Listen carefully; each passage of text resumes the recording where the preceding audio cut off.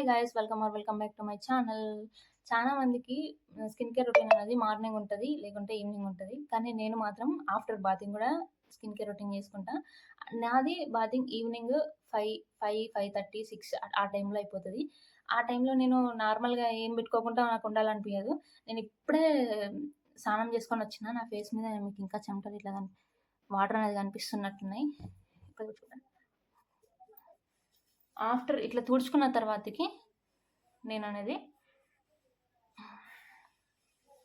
కొంచెం రొటీన్ ఉంటది నాకు ఎప్పుడైనా గూడా. దీని తర్వాత ఫేస్ వాష్ లాంటిది, ఫేస్ క్రీమ్ ఇట్లాంటివి ఏం పెట్టుకోను నేను. ఓన్లీ మాయిశ్చరైజర్ పెట్టుకుంటా. మాయిశ్చరైజర్ అనేది గూడా ఎందుకంటే ఇప్పుడు నేను ఫేస్ వాష్ చేసుకుంటా. ఫేస్ వాష్ చేసుకున్నాక నా ఫేస్ అనేది డ్రై అయిపోతది. అట్లా కాకుండా ఉండడానికి నేను మాయిశ్చరైజర్ పెట్టుకుంటా. దాని తర్వాత లిప్ బామ్. ఇప్పుడు నా దగ్గర లిప్ బామ్ అవైలబుల్‌గా లేదు గానీ ఫేస్ వాష్ ఇట్లా ఫేస్‌కి మాయిశ్చరైజర్ ఈవినింగ్ టైంలోనే నేను స్నానం చేసుకుంటా కాబట్టి నేను సన్ స్క్రీన్ రాసుకోను. కాబట్టి ఇప్పుడు మాయిశ్చరైజర్ రాసుకుందాం.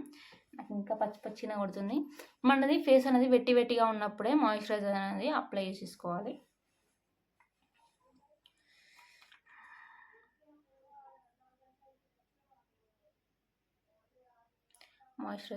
మాయిశ్చరైజర్ తీసుకోవడం కూడా మీ ఫేస్‌కి ఎంత అమౌంట్ అయితే అవసరం ఉంటుందో అంత అమౌంట్ తీసుకోవాలి. చాలా మంది తక్కువ తీసేసుకుంటారు. అట్లా కాకుండా ఎంత అమౌంట్ అయితే మీ ఫేస్‌కి అవసరం ఉంటుందో అంత అమౌంట్ బరాబర్‌గా తీసుకోవాలి. నేను ఇక్కడ టోనరు, ఇంకా సన్ స్క్రీను, సీరం ఇట్లాంటివి అప్లై చేసుకుంటలేను. నా ఫేస్ అనేది కొంచెం డ్రైగా అయిపోకుండా మంచి మాయిశ్చర్‌గా ఉండడానికి మాత్రమే మాయిశ్చరైజర్ రాసుకుంటాను.